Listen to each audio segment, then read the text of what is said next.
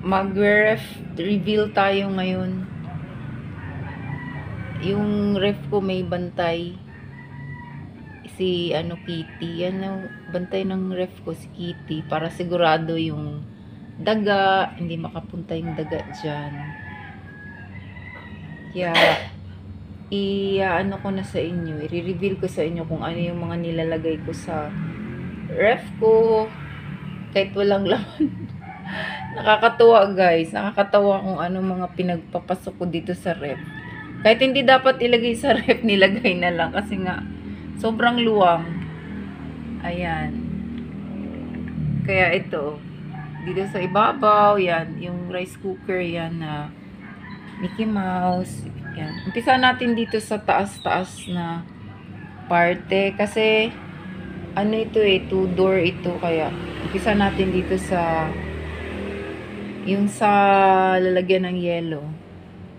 1, 2, 3. Ano kayang laman? Ayan, bukod sa yellow, ano pa? Charan! Ayan! Ayun pala guys. Meron palang dyan. Meron palang ito. May isang manok. Breast chicken. Tapos, tsaka ito. Yung kapiranggot na karne. Pang lang. Pang halo-halo sa pansit. Ayan. Tsaka ito. Ito? Maliliit na na hipon pang pang ukoy. Tapos may yellow tayo. At saka ito yung isda na maliliit para sa cat ko ito. Actually para sa cat ko yan. Pero minsan pag gusto ko ring kumain ng ganyan na isda, makain din ako. Kaya yung pagkain ng pusa, nakakain ko rin. Yan. Pero na lang yung yung cat food. Talagang hindi pwedeng kainin. Tapos dito, ito, may squid ball. Squid ball tayo dyan. Saka syempre yung siomay. At yung kilo-kilo na lang, na corned beef. Kasi mas gusto ko yung corned beef na walang timpla. So, yun na yung sa first part. Ayan. Andyan na naman si si Kitty. Nakabantay na naman siya. Ayan. Ayan si Mouse, Mickey Mouse. So, ang next part naman natin, dito sa lower portion, ito. Yan. Mga mga itlog. Parang napansin yata ninyo na parang marumi yung itlog. Talagang marumi yan.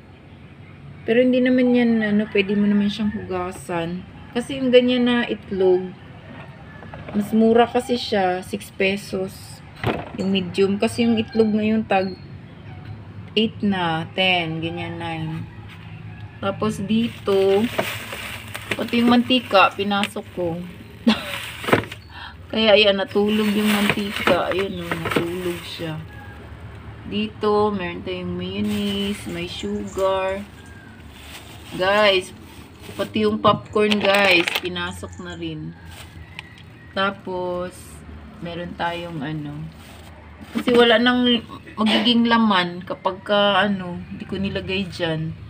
Tapos ito, at least meron tayong dito. Ito, Novelino Sparkling Strawberry. Yan. Meron tayong drink. Yan. Tapos water. Dito naman, yan, meron tayong cheese. Meron yung skyflakes para crispy siya. Tapos, alam nyo guys, pati mga dilata guys, nilagay ko na corned beef. Sinong bang naglalagay niyan? Yan, may pilipit. Pati ba yan? Pati patis nilagay na rin. Tapos may mga na yan. Tomato sauce. Naku guys, meron pang atami. Nilagay ko na talaga dyan. Ginawa ko na rin siyang storage. Yung cold storage. Tapos ito, ito? Yung pansit ito. Yan, bumili ako niyan, 1 kilo. Kasi diba hindi tayo nagra-rice. Minsan na lang tayo mag-rice. Tapos meron tayong pumpkin. Yan, isang buong pumpkin. Marami akong gagawin dyan. Gagawa ako ng okoy, na kalabasa, pumpkin soup. Tapos may water doon, isang pichel. Tapos ito guys, ito, alam nyo ano ito? Ito yung isda na nilaga ko. Ano ito? Pagkain ito ng pusa. Yan, sa food. Yan ang kakainin niya ng pusa. Pero hindi rin ako kakain ng ganyan na luto na nilaga lang kasi yan. So, para yan sa cat. Yan, sa cat yan actually. Tapos dito guys, tingnan nyo guys. Pati mga, ano guys, noodles. Nilagay.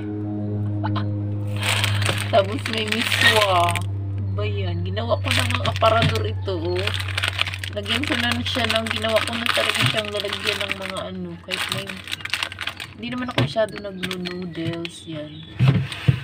Tapos dito, ayun lang, gulay. Ito sa crisper, yan.